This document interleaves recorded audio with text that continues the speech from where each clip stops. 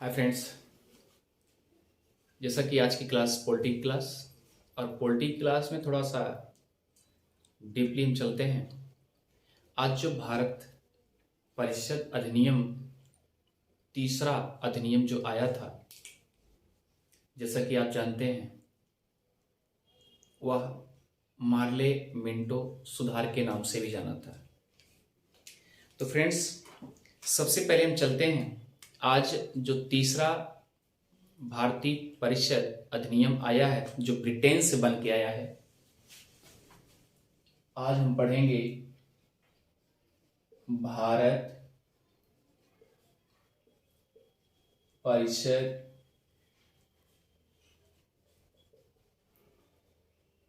अधिनियम। और यह भारत परिषद अधिनियम 1909। क्लियर? भारत परिषद अधिनियम 1909। अब फ्रेंड्स आइए चलते हैं। सबसे पहले थोड़ा सा, जैसा कि आप जानते हैं कि भारत परिषद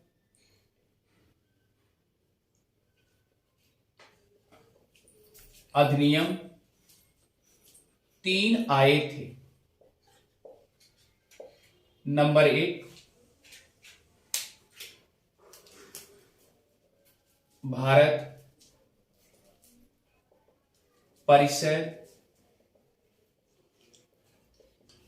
अधिनियम 1861। क्लियर? और दूसरा जो आया था, भारत परिषद अधिनियम 1892। क्लियर? अगला जो आया था तीसरा, जिसे आज हम पढ़ेंगे, भारत परिषद अधिनियम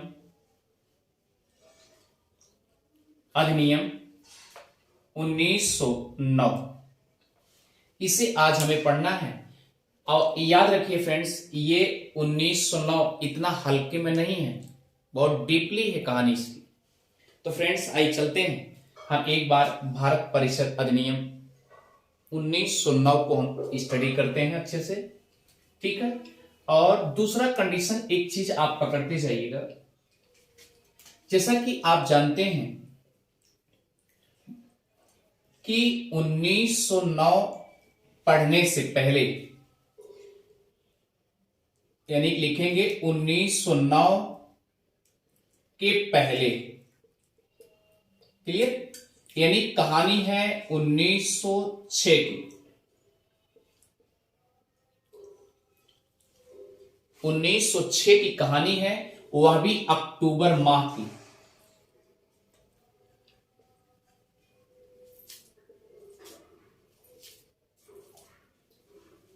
अक्टूबर माह की। अब फ्रेंड्स याद रखिएगा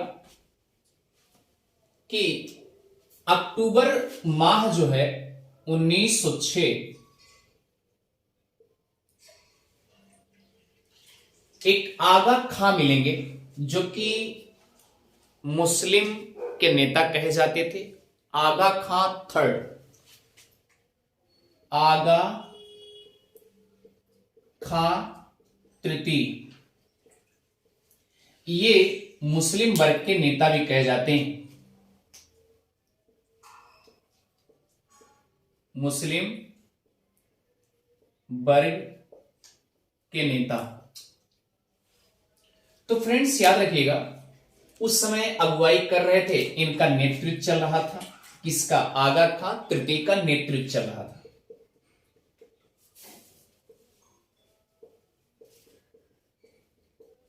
तो फ्रेंड्स याद रखिएगा, अक्टूबर माह में, अक्टूबर माह में भारत राज्य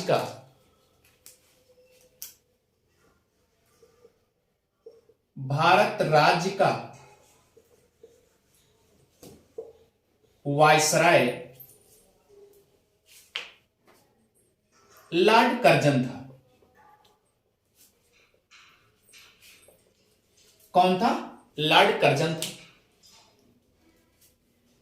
और लॉर्ड कर्जन को जब हटाया जाता है तो नवंबर 1906 आते हैं। क्लियर? अब ध्यान दीजिएगा, लॉर्ड कर्जन वायसराय बनाया जाता है। कौन बनाया जाता है? यानी कि लॉर्ड कर्जन उस समय अक्टूबर महीने में वायसराय था, और इसके बदले में उसके बाद क्या हुआ, नवंबर जब महीना आता है 1906 में भारत का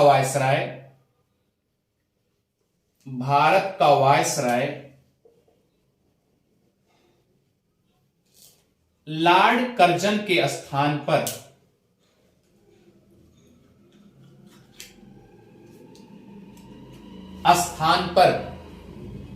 फ्रेंड्स याद रखिएगा, लॉर्ड कर्जन के स्थान पर लॉर्ड मिंटो को वायसराय बनाया गया। लॉर्ड मिंटो को वायसराय बनाया गया।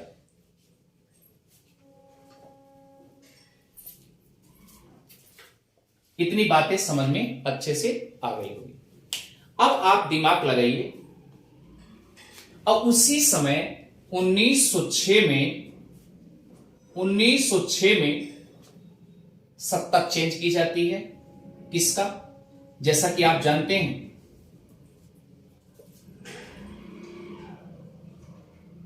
ग्रीस सरकार का सचिव जो होता था वह भी चेंज किया गया, जो कि ब्रिटेन में, याद रखिएगा, ये ब्रिटेन से सब कुछ देख रेख करते थे। तो उस समय 1906 में मार्ले जी आते हैं। कौन आते हैं? मार्ले। तो एक बात याद रखिएगा, आगा खां तृतीय जब ये लग गया कि वायसराय लॉर्ड मिंटो आ चुके हैं भारत में, वायसराय बन करके लॉर्ड मिंटो आ चुके हैं, तो ये आगा खां तृतीय जो है लॉर्ड मिंटो से मिलने चले आए। अब फ्रेंड्स आप सोचिए कि लॉर्ड मिंटो से जब मिलने चले आए, क्योंकि उस समय ये आगा खां तृतीय जो है मुस्लिम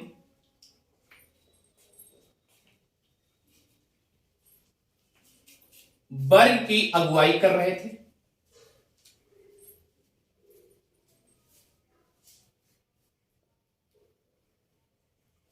अब ध्यान दीजिए, अगुवाई कर रहे थे या आप कह लीजिए नेतृत्व कर रहे थे। और नेतृत्व करते करते इन्होंने जो प्रतिनिधित्व कर्ता के रूप में जो मंडल संभाला, वह संभाले शिमला से, जिसे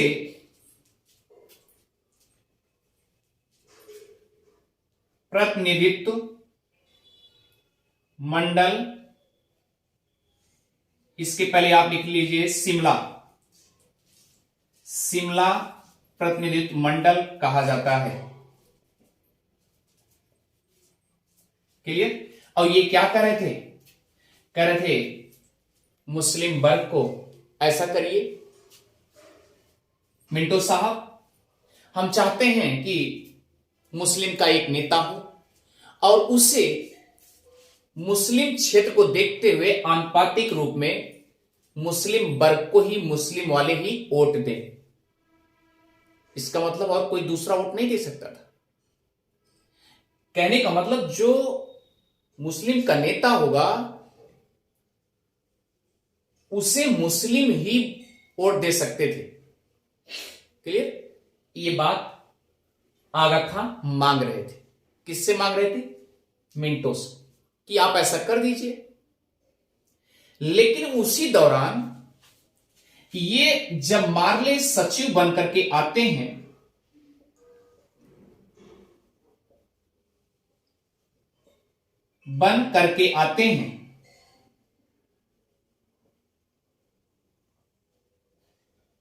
तो इनको ये सुनाई दिया आगा खां को कि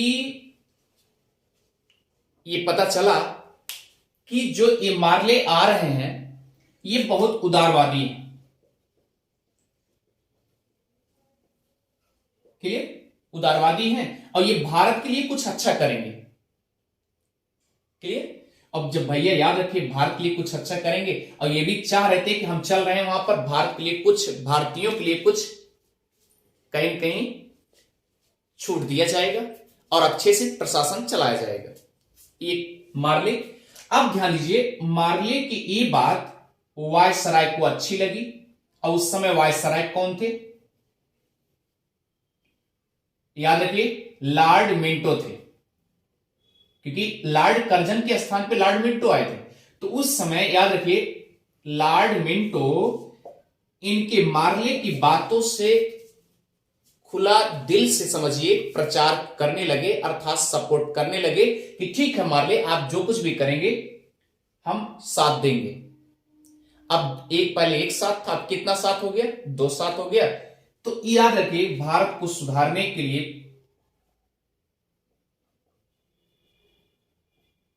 भारत की दशा सुधारने के लिए वह भी विशेष रूप से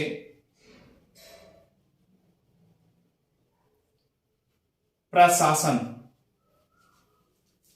क्लियर, सुधारने के लिए, तो फ्रेंड्स याद रखिएगा, और इनका मकसद था कि प्रशासन भी सुधर जाए और विधि विधान भी सुधर जाए मार्ले का, जिससे वहां की सरकार अच्छी से चलाई जा सके, हम सब अच्छे से शासन कर सकें। इतनी बात तो दोनों लोग एक्सेप्ट कर लिए, और जब दोनों लोग एक्सेप्ट कर लिए तो स्वाभाविक सी बात क्या होगा, वहां का प्रशासन और विधि दोनों सुधरेगा। और लेकिन ये भी सोच रहे थे कि भारतीयों के हक में किया जाए, यानी कि भारतीयों को मिला करके काम किया जाए। इसका मतलब भारतीय भी इसमें अब धीरे धीरे सदस्य के रूप में सदस्यता ग्रहण करेंगे। क्लियर हो गया? ठीक है। अब इसीलिए 1909 यह मार्ले, मिंटो, क्योंकि मार्ले ये सचिव और मिंटो वायसराय, सचिव जो थे वह ब्रिटेन में रहा करते थे और मिंटो जो है भारत में देखरेख करते थे। ये मार्ले जो है हमने आपसे बताया कि भारत के राज सचिव के पोस्ट पे थे उस समय, और मिंटो भी वायसराय के पोस्ट पे थे। क्लियर? और ये दोनों का मत जब एक सिमिलर हो गया तो स्वाभाविक सी बात आप समझ सकते हैं अब कुछ न कुछ सुधार होगा, और इसी सुधार को मार्ले मिंटो सुधार के नाम से जाना जाता है। यहां नोट करेंगे, इसी सुधार को यानी 1909 के सुधार को मार्ले मिंटो सुधार के नाम से जानते हैं। ये बात समझ में आ गई होगी। तो आज हमें पढ़ना है कि मार्ले मिंटो सुधार, ठीक, इसका मतलब यही हुआ, और वही है भारत परिषद अधिनियम। क्लियर है?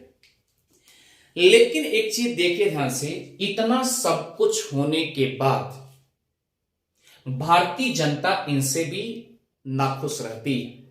क्यों? क्योंकि भारतीय जनता यह चाह रही थी कि हम जो कहें एक जिम्मेदार व्यक्ति होना चाहिए, प्रशासक जो एक जिम्मेदारी से अपना जिम्मेदारी जिसे सौंप दिया जाए वह अच्छा से कार्यवीर शासन चलाए। लेकिन उस तरीके से हुआ नहीं। क्यों नहीं हुआ? क्योंकि मिंटो, एक प्रकार से देखा जाए कि मिंटो, लॉर्ड मिंटो जो है, यह इसके पहले याद रखिए फ्रेंड्स, जैसा कि 1892 की कहानी, क्योंकि दूसरा जो परिषद भारत परिषद आया था उसमें यह लग रहा था, एक उद्देश्य लग रहा था कि क्या नाम है, अंग्रेजों द्वारा हिंदू और मुस्लिम के बीच फूट डालने का काम किया गया, फूट डालने का काम किया गया। और उधर उसी समय याद रखिए, क्योंकि अपना देश या भारत में कांग्रेस कमेटी भी गठित हो चुकी थी 1885 में। तो फ्रेंड्स याद रखिए, नरम दल और गरम दल और गरम दल के बीच अंग्रेज लोग यहां भी फूट डाल रहे थे। ये दोनों निष्कर्ष निकल रहा है अगर आंतरिक देखा जाए, जबकि ये लॉर्ड मिंटो जो आए हैं बाहरी तरीके से सुधार करने में आए, केवल दिखावा रूप में सुधार करने आए हैं। ठीक है, आप संतुष्ट हैं? ये केवल बारी सुधार। लेकिन अगर देखा जाए 1892 के सुधार से भारतीय परिषद अधिनियम के तहत देखा जाए कि हिंदू मुस्लिम के फूट डाल रहे हैं और नरम दल और गरम दल में फूट डाल दिए। यहां तक कह दिए, याद रखिए, मुस्लिम वर्ग यहां तक कह रहे थे कि ऐसा है, आप टेंशन ना लीजिए, हमारी सरकार, आप हमको एकदम बनाइए, ठीक है। और दूसरा कंडीशन क्या था, और ये भी कह रहे थे जो पढ़े लिखे लोग हैं, जो पढ़े लिखे मुस्लिम हैं, वो कांग्रेस से दूर रहे। इतनी बात आ गई थी। तो इतना बात समझ सकते हैं ना कि जो बुद्धिजीवी व्यक्ति मतलब कि मुस्लिम वर्ग में है, वह कांग्रेस से दूर रहे, ना तो नरम दल में ना तो गरम दल में, कांग्रेस से ही दूर रहे। इसका मतलब क्या है? फूट डालो, राज करो, सिंपल भाषा। तो ये लॉर्ड मिंटो से जनता खुश नहीं थी। क्लियर? ये बातें अच्छे से समझ में आ गई है फ्रेंड्स। तो इसे इरेज करते हैं। अब हम पढ़ते हैं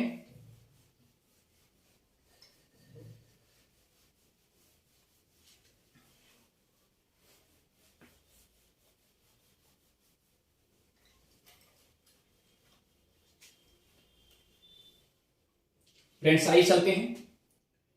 भारत परिषद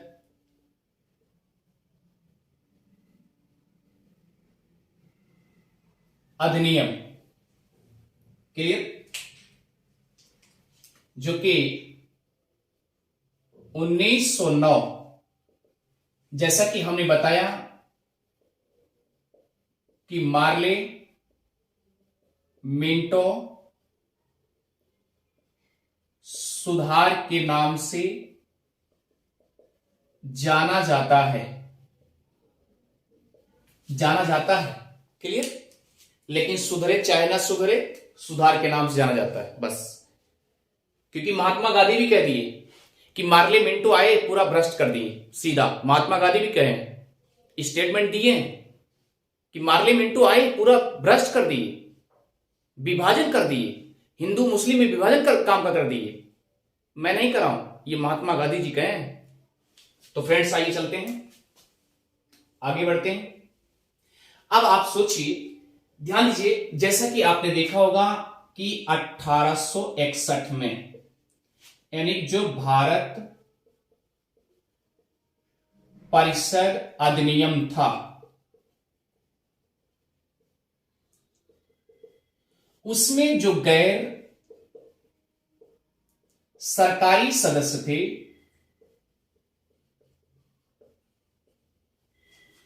उनको यह बताया गया कि भैया, जो गैर सरकारी सदस्य थे उनसे यह बात कही गई कि आप केवल, ध्यान दीजिए, आप केवल विधि का सपोर्ट करेंगे, जैसा कि पिछले वीडियो में बताया जा चुका है। लेकिन इन्हें किसी बात पर चर्चा करने की जरूरत नहीं थी, ना बजट पे, यानी बजट पे भी कुछ भी नहीं, यानी कुछ भी अलाउ नहीं था। ना बजट कर सकते थे, ना प्रश्न पूछ सकते थे। अब आइए 1892 में इसमें गैर सरकारी सदस्यों को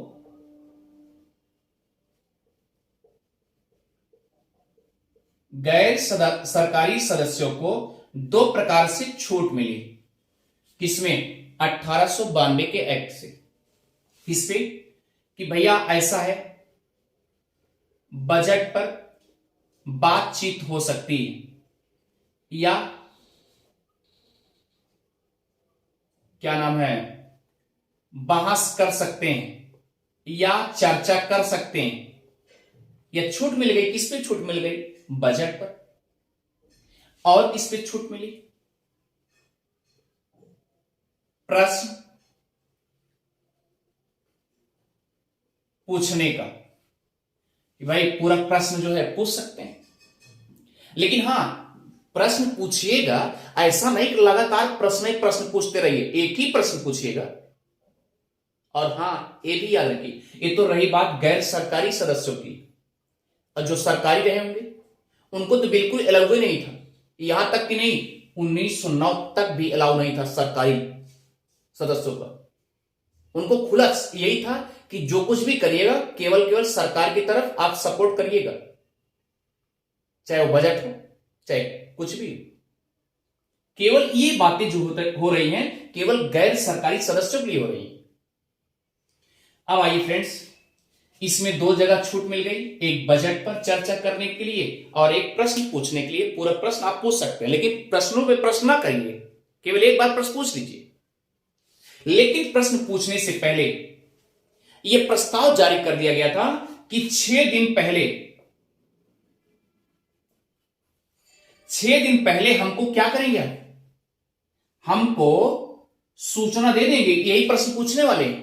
कितने चालाक है, सोचने वाली बात कि 6 दिन पहले ये सूचना दे देना होगा कि हमें ये प्रश्न पूछेंगे।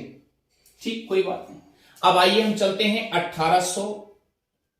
1909, जिसमें याद रखिए इसमें भी सीटें बढ़ाई गई थी। क्लियर? इसमें भी सीटें बढ़ाई जाती हैं। तो हम इसके पहले जो 1861 और 1892 इसका क्लास ले चुके हैं। आज जो स्पेशली लेंगे 1909, इस पर डीपली हम क्वेश्चन चर्चा करने जा रहे हैं। ठीक है बस।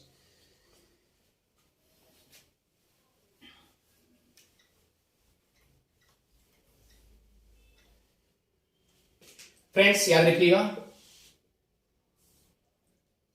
1909 के एक्ट के तहत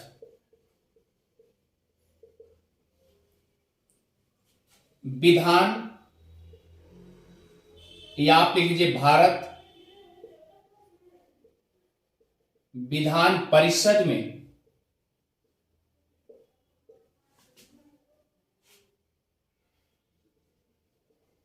सीटें बढ़ा दी गई।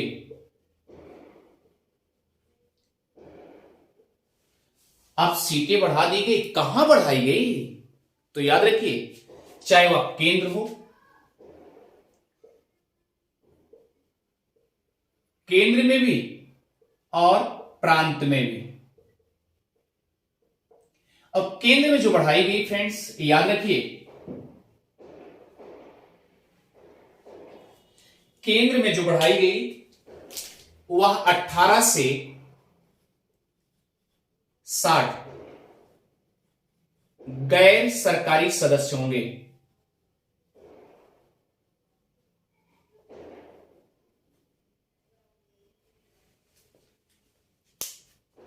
क्लियर? न्यूनतम, पहले हम इस पे चर्चा करते हैं केंद्र पर। न्यूनतम 18 और अधिकतम 60। तो फ्रेंड्स ये अच्छे समझ में आ गया होगा कि ये आखिर ऐसा क्यों कर रहे हैं। क्योंकि याद होगा कि मिंटो से आगा खां पहले मिल चुका है, और मिंटो मार्ले मिंटो मुस्लिम वर्ग के पक्ष में ज्यादा झुकाव है। और अगर ज्यादा झुकाव है, मुस्लिम वर्ग के ज्यादा झुकाव में है, तो स्वाभाविक सी बात है कि हिंदू और मुस्लिम में फूट डालना चाहते थे। ये बात पकड़ में आ रही होगी। अब फ्रेंड्स याद रखिएगा, जैसा कि आगे बढ़ते हैं, 18 से 60 सीटों की संख्या बढ़ा दी गई। अब इसमें यह बातें कह दी गई, सीट बढ़ा दी गई अब उसमें क्या, 3 वर्ग को बांटा गया निर्वाचन प्रणाली में। निर्वाचन प्रणाली में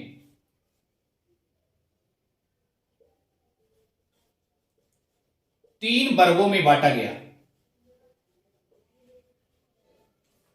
नंबर 1 सामान्य वर्ग, या आप लिख लेंगे सामान्य निर्वाचन वर्ग। द्वितीय में फ्रेंड्स याद रखिएगा, द्वितीय में है वर्गीय निर्वाचन वर्ग। तृतीय में है विशिष्ट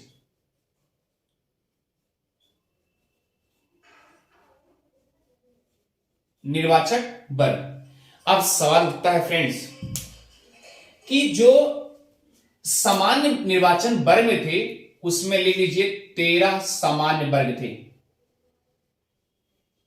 13 सीटें, 13 सामान्य सीटें।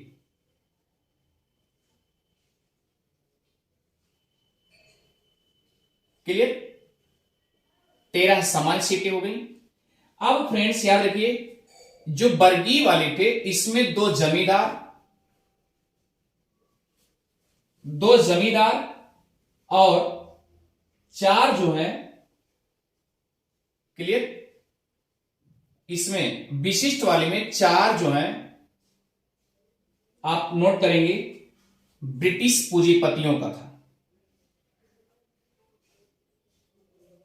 ब्रिटिश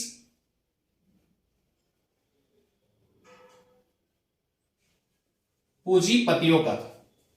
और याद रखिए वर्गीय निर्वाचन वर्ग में 2 जमींदार और 8 मुस्लिम वर्ग की सीटें आरक्षित की गई।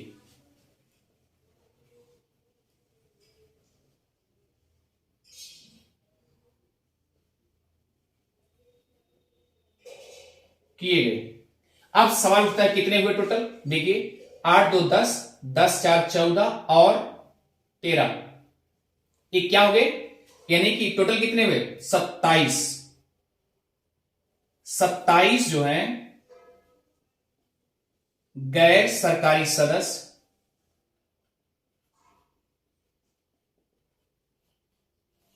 क्लियर। फ्रेंड्स अब देखिए ये जो 27 गैर सरकारी सदस्य हैं, और बताया गया कि 5 सदस्य ऐसे सदस्य होंगे जो नामजद होंगे। इसका मतलब 27 जो गैर सदस्य हैं ये कहां कहां रखे जाएंगे, 13 सामान्य सीटें होंगी और 2 जमींदार और 8 मुस्लिम वर्ग की सीटें आरक्षित की गई और 4 ब्रिटिश पूंजीपतियों का कर दिया गया, विशिष्ट हो गए। तो इसका मतलब कि 32 टोटल 18 से लेकर के 60 तक, यानी इसका मतलब इसमें बताया गया कि आधी सीटें या आधा सीट गैर सरकारी सदस्य का होगा।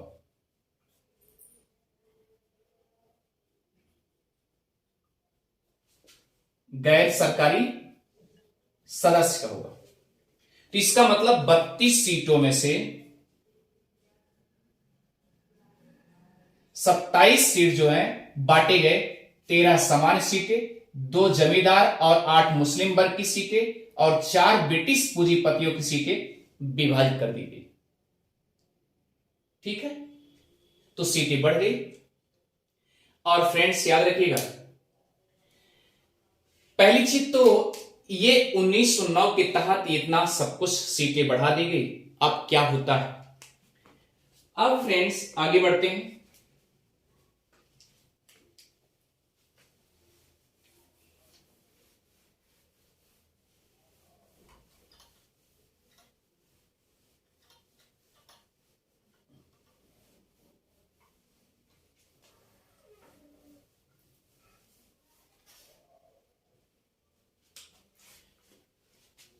सवाल है केंद्रीय का। केंद्रीय विधान परिषद यानी कि 1909 के एक्ट के तहत केंद्रीय विधान परिषद में बहुमत बनाए रखा गया।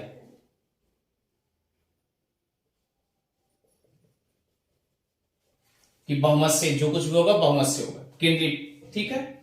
अब उसमें क्या हुआ, अगर ये सोचिए कि दोनों विधान परिषदों में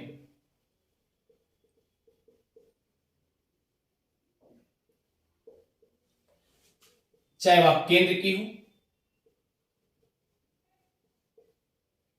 या प्रांत की हो, अगर दोनों का सदस्य दायरा बढ़ाया गया तो स्वाभाविक सी बात शक्तियां भी बढ़ाई जाएगी, दोनों की शक्तियां भी बढ़ाई गई। किस एक्ट के तहत? 1909 एक्ट के तहत। आगे चलते हैं फ्रेंड्स, याद रखिए लेकिन यह भी कह दिया गया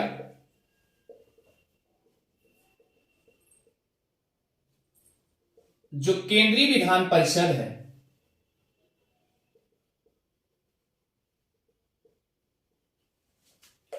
उसे आज भी बजट पर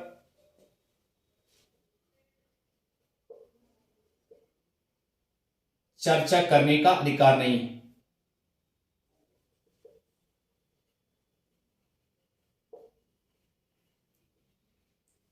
आज मतलब 1909, ध्यान दीजिए, आज मतलब वहां पर 1909 के तहत उस समय कहा गया कि केंद्रीय विधान परिषद जो है वो आज भी बजट पर चर्चा करने का अधिकार नहीं, यानी 1909 के एक्ट में केंद्रीय विधान परिषद बजट पर चर्चा बिल्कुल नहीं कर सकती। और जब भी कुछ करना होगा, कहने का मतलब वायसराय और सचिव जो कुछ भी करते हैं उनका खुलकर सपोर्ट करना होगा।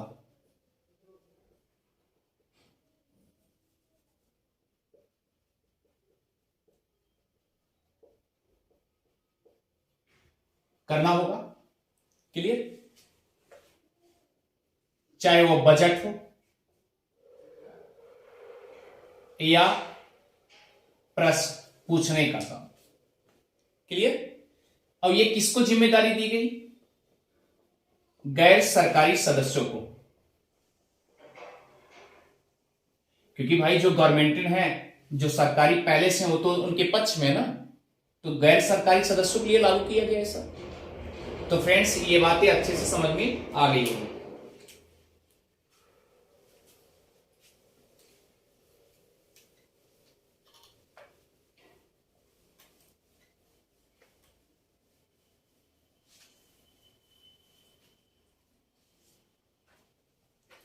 अब सवाल उठता है कि 1909 में गैर सरकारी सदस्यों को किस पे छूट मिली है, ठीक है? तो याद रखिए वह बजट पर चर्चा कर सकते हैं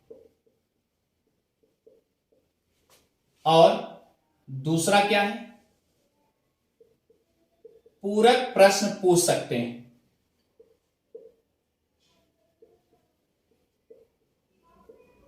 और क्या है, लोकहित के लिए, यानी जनता, जो जनता है उसके हित के लिए कुछ चर्चाएं कर सकते हैं। लोकहित के लिए चर्चा कर सकते हैं, क्लियर? इतनी बात अच्छे से समझ में आ गई हो। अब फ्रेंड्स आगे चलते हैं। याद रखिएगा कि यहां पर लोकहित की बात कर दी गई कि लोकहित की में चर्चा कर सकते हैं, और किस पे, वह बजट पर चर्चा कर सकते हैं, पूरक प्रश्न पूछ सकते हैं। इसके पहले क्या था, मैंने इसके पहले बताया अच्छी तरीके से। अब हुआ क्या कंडीशन, याद रखिए 1909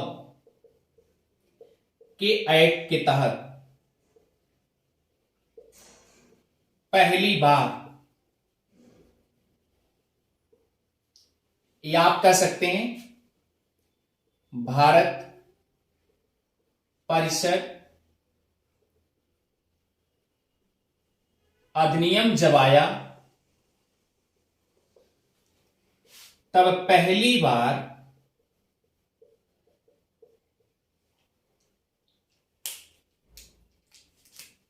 वाय सराय के सदस्य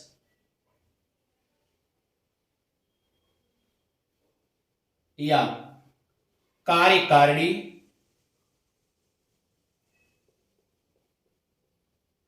सदस्य के रूप में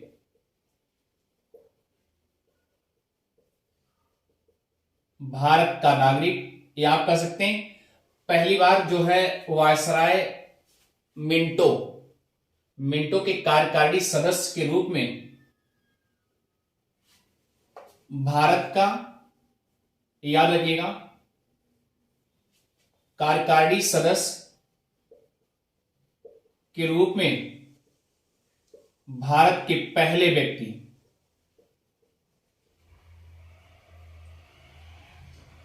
सत्येंद्र प्रसाद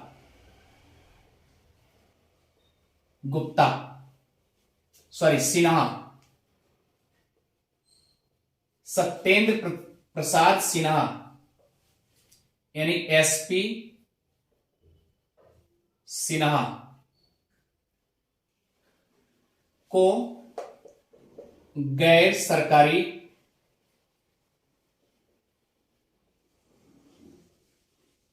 सदस्य के रूप में नियुक्त किया गया।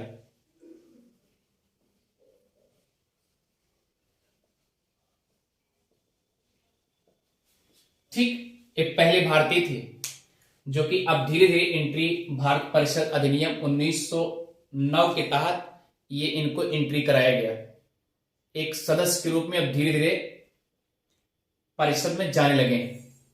जो परिषद की कार्यकारिणी थी, कार्यकारिणी की परिषद जो थी, उसमें क्या हुआ, पहले भारतीय सत्येंद्र प्रसाद सिन्हा, ये बंगाली थे, बंगाल के रहने वाले थे, यहां लिख दे रहा हूं बंगाल के रहने वाले थे। इनको क्या किया गया, नियुक्त किया गया, भैया ठीक है आप सदस्य बन जाइए क्योंकि अब धीरे धीरे एंट्री हो रही है। तो अब सवाल उठता है 1909 में, ये तो वायसराय की बात थी, क्लियर। अब जब मान लीजिए वायसराय की कार्यकारिणी सदस्य के रूप में सत्येंद्र प्रसाद सिन्हा को चयनित कर लिया गया, तो उधर तो मार्ले भी आया था ना। तो याद रखिएगा 1909 के एक्ट के तहत मार्ले, यहां लिख दे रहे हैं भारत राज्य सचिव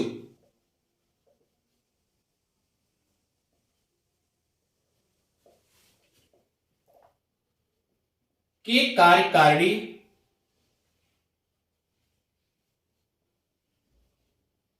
सदस्य के रूप में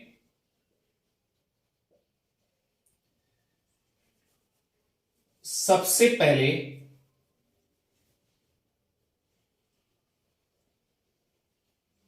दो भारतीय